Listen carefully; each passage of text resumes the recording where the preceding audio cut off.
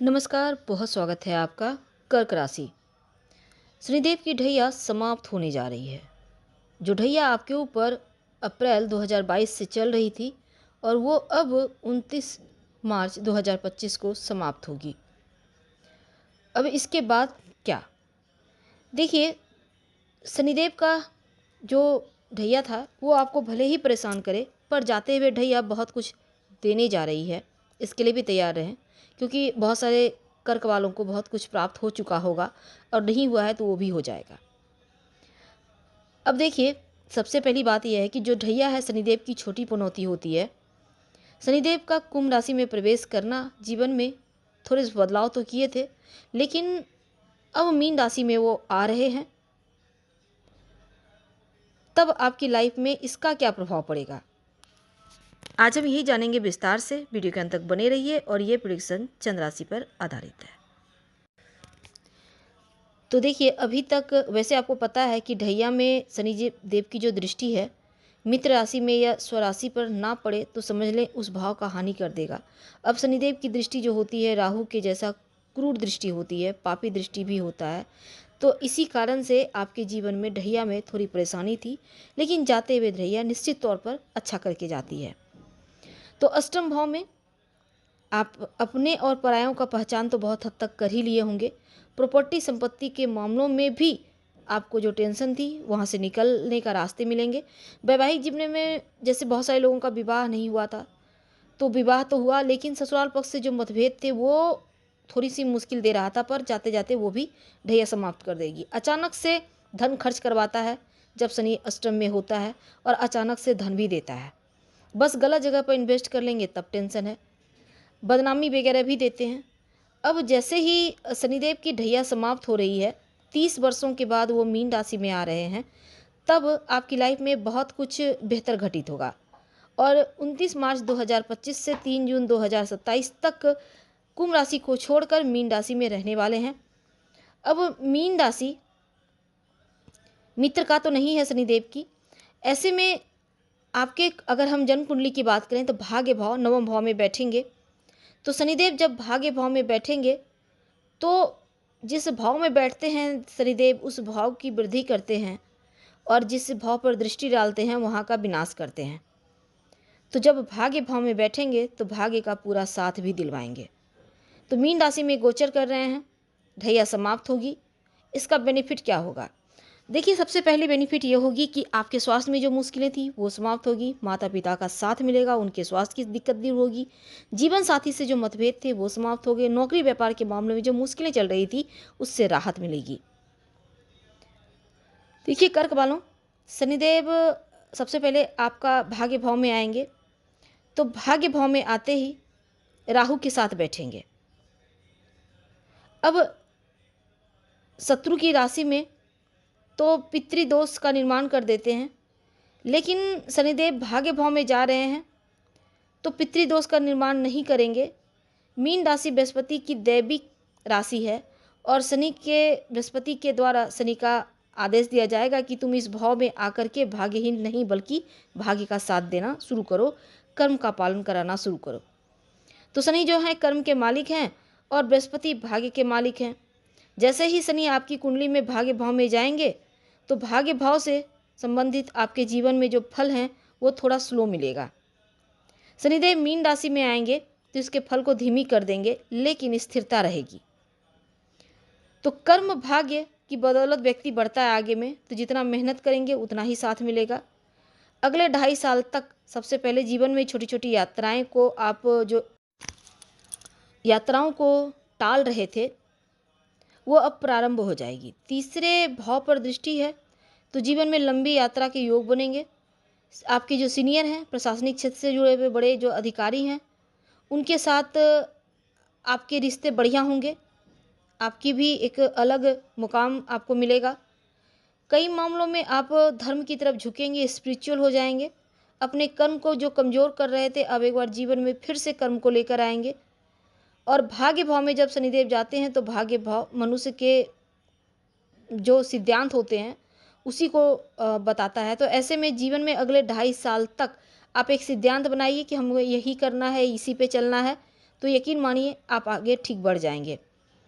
विदेश यात्रा का भी ये भाव है, विदेश से संबंध रखता है। तीसरी दृष्टि शनिदेव का आय भाव पर भी है, तो इनकम के मामलों में बदलाव होंगे।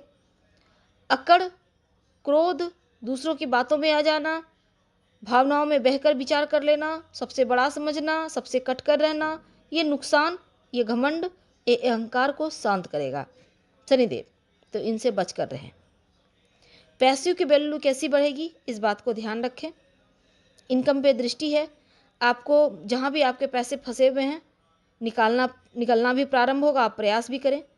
लॉटरी, जुआ, सट्टा वगैरह से भी लाभ शुरू हो जाएगा। विदेशी ज़मीन से लाभ होगा, विदेश जाना चाहते हैं तो आपको यहाँ पर फल मिलेगा। और यहाँ पर देखिए एक और चीज़ है, रिश्तों में जो मतभेद था वो समाप्त होगा, फंसा हुआ रुका हुआ धन आएगा। बस नियम पर चलिए, इल्लीगल कार्य ना करें। शनि की सप्तम दृष्टि तृतीय भाव पर, जीवन में आप मूल्यों को दरकिनार ना करें। बुध की राशि, मित्र की राशि में दृष्टि पड़ने से लड़ाई झगड़े मतभेद वगैरह दूर होंगे। वाणी के दम पर आप आगे बढ़ेंगे, रिश्तों में सुधार आएगी। और शनि की दृष्टि छोटा या बड़ा काम जो भी हो पर दौलत आएगा, जहाँ से भी आएगा। महिलाएं जो हैं उनके लिए बहुत अच्छा है, आप इस समय प्रॉपर्टी ज्वेलरी वगैरह ले सकती हैं। और अगर आप अभी तक आपके जो ढैया में आपके वैवाहिक जीवन में टेंशन चल रही थी, गलतफहमियां थी, वो धीरे धीरे समाप्त होगी। पति पत्नी के मध्य जो वैचारिक मतभेद थे अब समाप्त होगा। एक बार फिर से सेटलमेंट होगा, रिश्तों की दूरियां खत्म होंगी। और अगर पार्टनरशिप में काम करते हैं तो एक बार फिर से शुरू होगा। शिक्षा के मामलों में आप आगे बढ़ेंगे। दसम दृष्टि तो आपके लिए शनिदेव की दसम दृष्टि बहुत प्रभावशाली रहेगी। सामाजिक संबंध आपके बेहतर होंगे और इनकम बढ़ेगा। लोन कर्ज समाप्त होगा, अपनों के साथ तालमेल बढ़िया रहेगा। अगर किसी से विवाह करना चाहते थे, टूट गया था, एक बार फिर से रिश्ते बनेंगे। लव लाइफ सुकून देगा।